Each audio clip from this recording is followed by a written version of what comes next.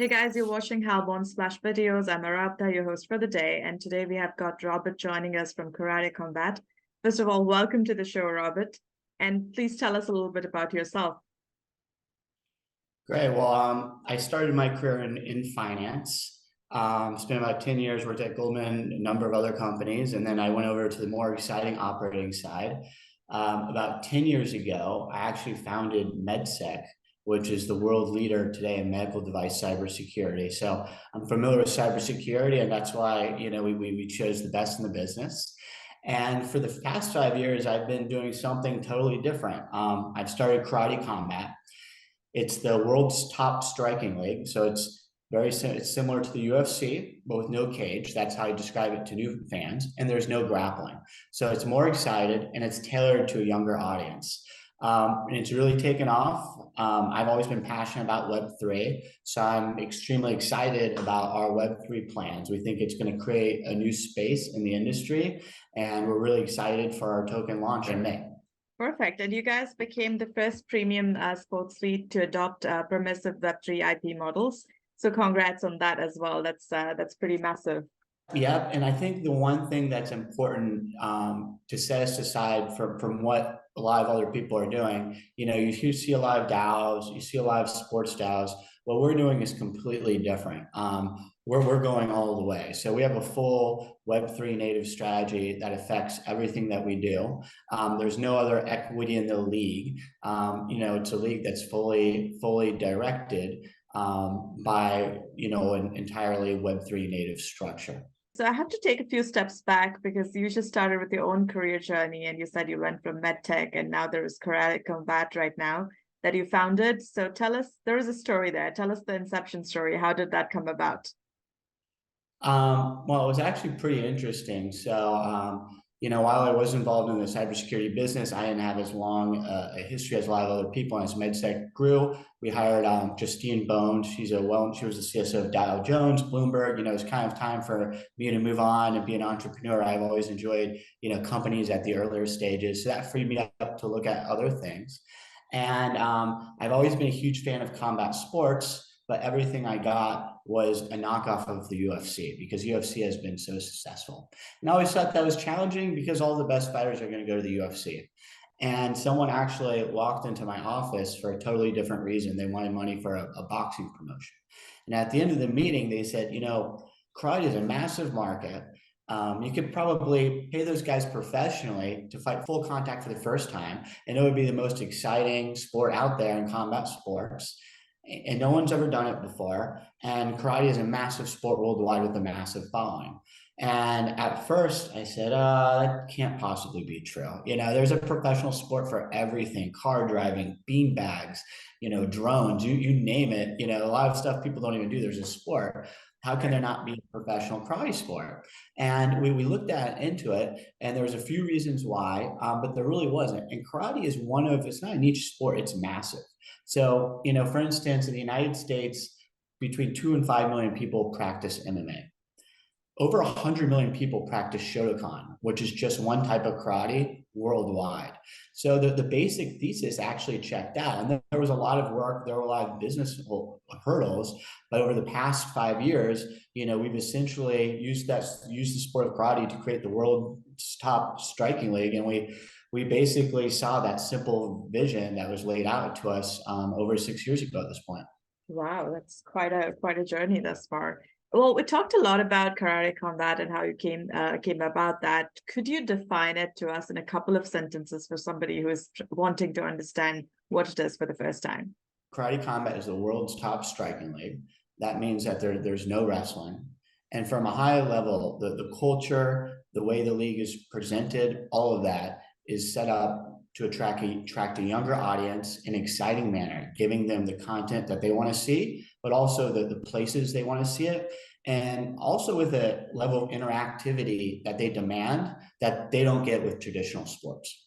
And where on the roadmap of that journey is Karate Combat today? Our first video actually went viral, had 2 to 5 million views on Instagram from a blank Instagram account. We basically had a secret event and we posted it. In season 1, we were on YouTube. We had about 100,000 viewers. Season 2, we were in 20 countries. And now in season 3 and 4, we're on TV on the top sports broadcaster in over 100 countries. But at the same time, you can watch it for free on your mobile device or on cry.com. It's available. It's essentially across all of our socials. We get about 10 million live digital views per event. When you look at us compared to other sports right now, for instance, Tubular Labs, they do independent ratings. If you take something like Facebook, we're generally around the 25th biggest sport worldwide. And when you consider, the top 10, you're talking F1, NBA, NFL, we think we've grown extremely quickly. But the only way to kind of take our league to the next step, we think, is this new Web3 strategy that we're adopting. And we think it will, things are going great now, but we're so excited about it. We really think that this Web3 strategy is going to supercharge our growth even further. That's awesome to hear. So let's talk about the Web3 strategy. What are the features that you have implemented right now, which make it the next promising thing out there? So I'll start with the core thing, which no one's ever done before, and I think it's the killer app and one of the best uses with real utility of Web3 I've seen today. So essentially, we're going to airdrop a number of tokens to our fans. And keep in mind, with the token, you can vote on everything. You can vote on management. You can vote on what fighters we sign. You can vote on, everything out there. And there's no other sort of control mechanism to the league other than, the fans, this token. So, that's core, but that's similar to live things. So this token that's so important, we're airdropping it to other fans, right? Say you follow us on Instagram, who knows exactly what the mechanism will be. We haven't released it yet, but, we identify our core fans and we're going to give this token to them.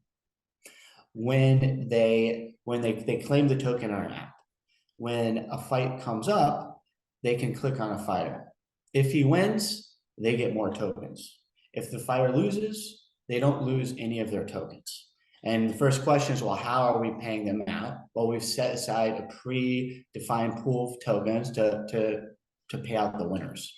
So we think it's a great way to really incentivize our audience, to really get them excited about these fights and to learn more about our fighters, but not have any of the loss that comes with traditional sports gambling. So we think we take all the positives away from that and you leave a lot of the negatives. You bring all the excitement and all the fanaticism without all the negative aspects.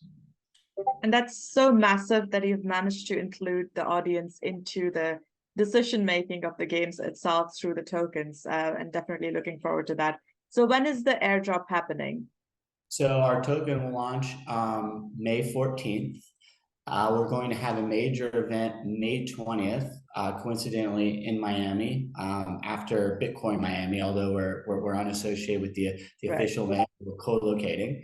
And I encourage everyone to follow it, in addition to, the excitement of us bringing a unique traditional asset and fully integrating Web3.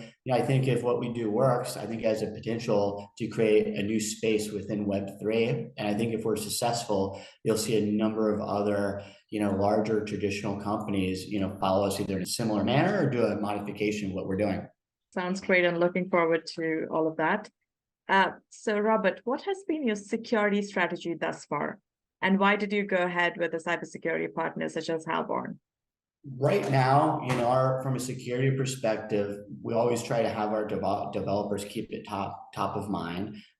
We do have a number of developers that used to be security researchers and are very familiar with it, particularly our head developer. We sort of got lucky there. It was an individual I had worked with, on cutting edge security within the medical cybersecurity space. Now he's become more of a developer, so we were lucky enough to hire him as our lead developer. He helps out with all the security from a high level, but at the end of the day, obviously we believe it's best to bring an outside advisor. I let him. He's probably a better contact point for exactly why we thought you guys were so much better technically than the other firms. But just looking at your general processes. The amount of time you guys are spending versus the other offerings out there, we thought it made a lot of sense because it's so important. We have a very valuable asset, that's now going into this structure. We want to make sure that it's entirely secure. Of course, always great to hear that, and looking forward to everything that's coming up in the process of the security journey with Halborn as well. Do you have in your line of work any piece of advice that you follow as a life philosophy? You work in one of the most challenging sectors where there's a lot of action happening all the time. Do you ever have a moment where you look back and you think, yeah, this is something that I need as a reminder to myself to keep doing what I do?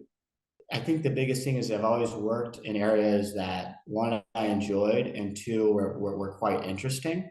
Before this, at MedSec, we essentially created entirely new industries. So that was quite exciting. We really did change the way things work.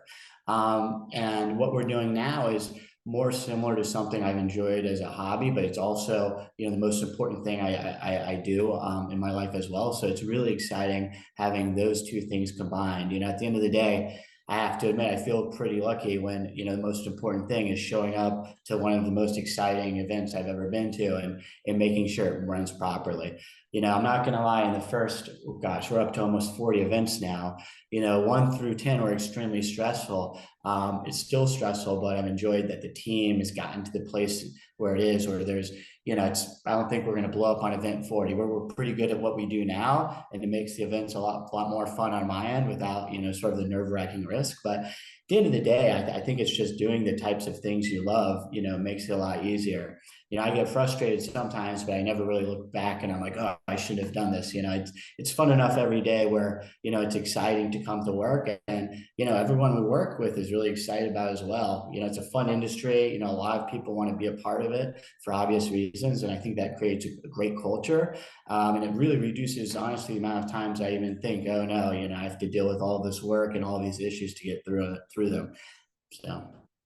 Excellent. So your 2 cents are do what you love and pick something that you really enjoy doing. Just enjoy the process. Could not agree more. Thank you so much, Robert, for talking to us today. Found out a lot more about karate combat, and hopefully our community is enjoying this chat as well. Thank you again for joining us.